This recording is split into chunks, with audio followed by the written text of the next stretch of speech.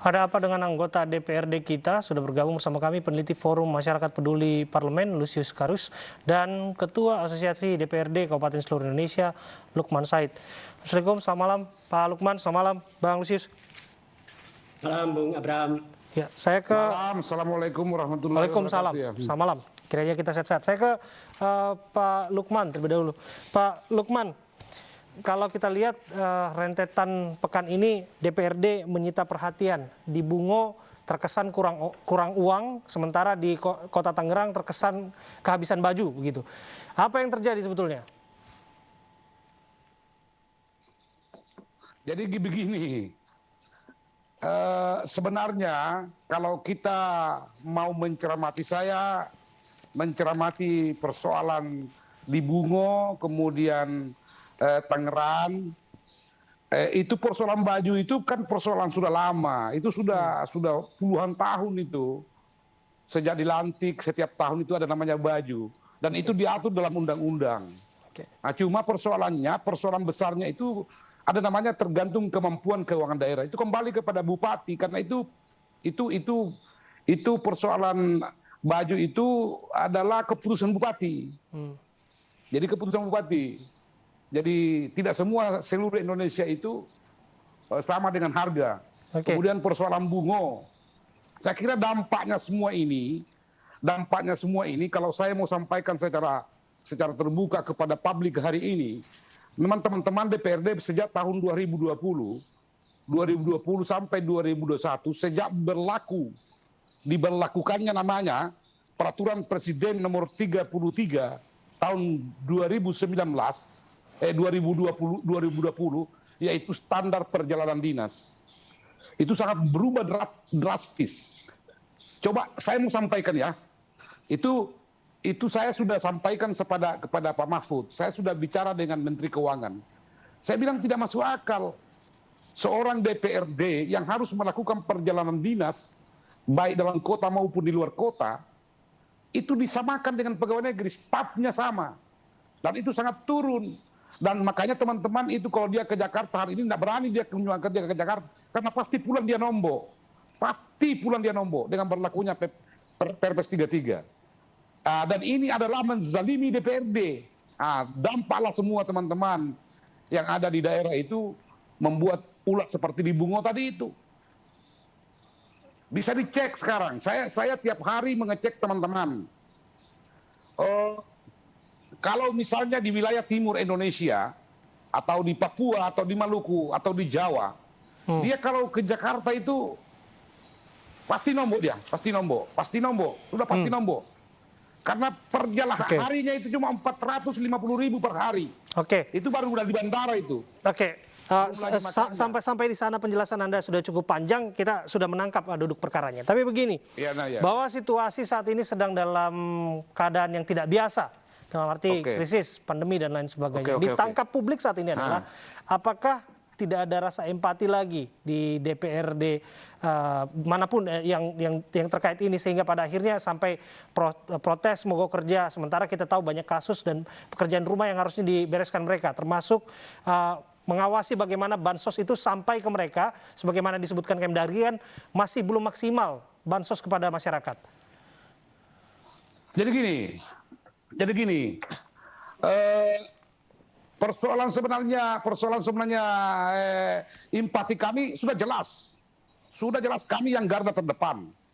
Kami garda terdepan mengawasi namanya pandemi. Tapi lagi-lagi kami tidak masuk dalam regulasi. Ada namanya recofusing. Jangan kira DPRD tidak dipotong, lebih banyak perjalanannya dipotong. Kalau berempati Pak, mengapa mogok kerja? Itu kan logika sederhana. Saya kira apa yang dilakukan teman-teman di Bungo itu, saya sudah bahas juga sama teman-teman, itu sangat juga kita sayangkan. Jangan sampai mogok kerja, karena itu juga menghambat proses yang sedang berjalan di DPRD, apalagi kita sudah memasuki tahapan pembahasan APBD.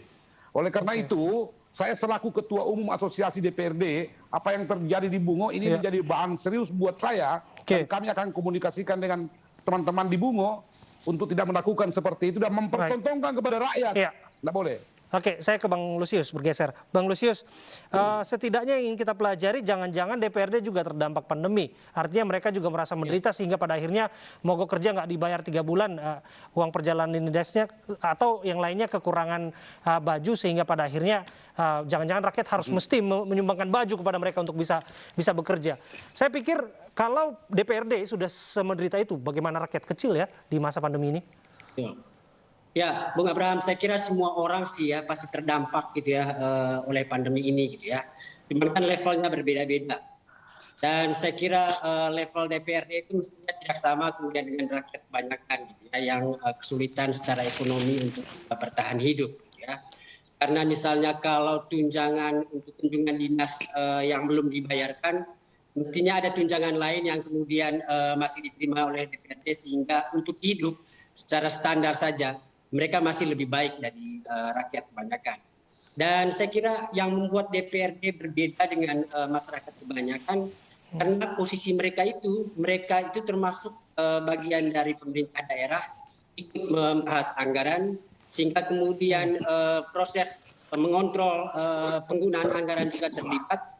Sesuatu yang kemudian sangat dekat dengan DPRD sehingga sulit untuk dipercaya bagaimana mereka kemudian ancam mogok tidak bekerja hanya karena anggaran belum cair. Itu artinya ada yang tidak beres dalam proses kontrol anggaran antara DPRD dan pemerintah daerah. Dan mestinya saya kira tidak perlu kemudian ribut-ribut karena semuanya kemudian bisa dikomunikasikan. Ini bagian dari perangkat daerah semuanya, DPRD dan pemerintah daerah, sesuatu yang kemudian mestinya bisa diselesaikan dalam forum diskusi yang baik-baik. Tapi buat kita tentu seperti yang dikatakan oleh Bung Abraham tadi, penting bahwa contoh para pemimpin ini sangat penting gitu ya. Di tengah situasi pandemi untuk kemudian membantu kita semua bisa keluar dengan cepat dari situasi karena pandemi ini. Dan contoh itu yang saya kira sulit untuk ditunjukkan baik oleh wakil rakyat kita di pusat dengan banyaknya permintaan fasilitas khusus, fasilitas istimewa, sampai dengan di daerah. Ya. Lalu mestinya kepada siapa rakyat ini sih sesungguhnya harus bergantung gitu ya untuk kemudian mengurusi hidup itu. Jika kemudian wakil rakyat yang sudah dipercayakan oleh rakyat saat pemilu untuk berjuang demi kepentingan rakyat, malah mengeluh untuk fasilitas untuk banyak hal terkait dengan kepentingan mereka sendiri. Saya kira di sini kualitas kepemimpinan itu diuji dan kualitas wakil rakyat itu diuji ketika kemudian mereka masih saja mengeluh tentang perlengkapan diri mereka sendiri dengan situasi rakyat yang lebih terpuruk dari mereka. Saya kembali ke Pak Lukman. Pak Lukman, kurang dari 5 hari lagi kita akan merayakan kemerdekaan. Kalau perayaan kemerdekaan kan biasa ada lomba makan kerupuk, lomba balap karung, dan lomba panjat pinang. Tapi yang jelas saat ini di masa pandemi ada guyon seperti ini. Lomba itu tidak diadakan, yang diadakan adalah lomba bertahan hidup. Kalau disebutkan tadi, DPRD setidaknya mereka masih bisa bertahan hidup. Tapi masyarakat bagaimana begitu? Tidakkah ada empati di sini? Sangat-sangat kita empati, Mas. Banyak juga teman-teman saya yang menelpon kepada saya bahwa Ketum, kami itu pernah mengeluarkan tidak menerima gaji karena dampaknya kepada masyarakat. Kak, saya sendiri selaku Ketua Umum ADKAS ini sudah 1 tahun tidak pernah perjalanan dinas di Jakarta. Nggak pernah. Kita itu mengurangi perjalanan dinas karena kita kasih semua ke anggaran apalagi bansos ini. Rekopusing kemarin itu kami tidak pernah menolak dan banyak juga teman-teman mungkin karena ini terlalu viral ini Bungo ya jadi ribut ini Bungo. Terus terang saja teman-teman DPRD di kabupaten, saya tidak tahu DPRD ya, teman-teman di DPRD kabupaten itu dalam pandemi ini bersama rakyat sangat menderita sekali karena ditahu semua Pak Mormapi tahu itu, mereka lahir itu, DPRD kabupaten lahir itu kos politiknya tinggi, mereka masih berutang di mana-mana, kos politik tinggi. Pak Lukias tahu itu, Lembata tahu itu, orang Lembata tahu. Jadi begitu dia dilantik ambil uang di bank gitu loh. Artinya DPRD sendiri pun berurusan dengan utang ya. Saya pikir jangan-jangan layak dapat bansos ini, tapi bisa dikatakan enggak.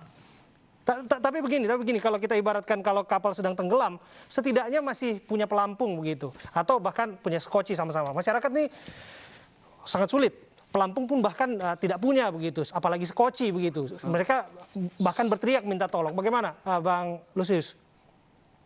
Ya, saya kira yang paling dekat dengan rakyat itu adalah wakil rakyat kita di DPRD daerah. Kabupaten. Dan mestinya kedekatan itu membuat DPRD itu lebih memahami situasi dan kondisi rakyat.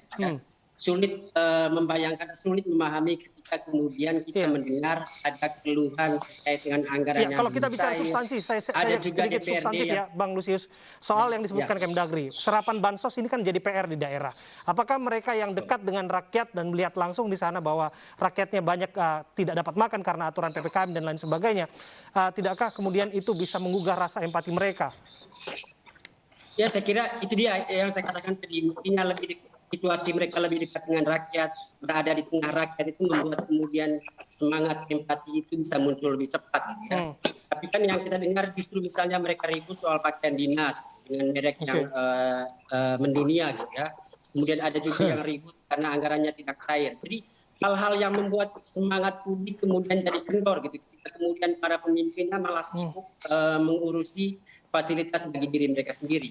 Kita tahu betul bahwa ada prosedur yang mungkin menyulitkan mereka untuk segera mendapatkan misalnya anggaran perjalanan dinas. Tapi apakah kemudian sudah pantas untuk kemudian menunjukkan itu ke publik dengan model keluhan, ancaman, dan lain sebagainya?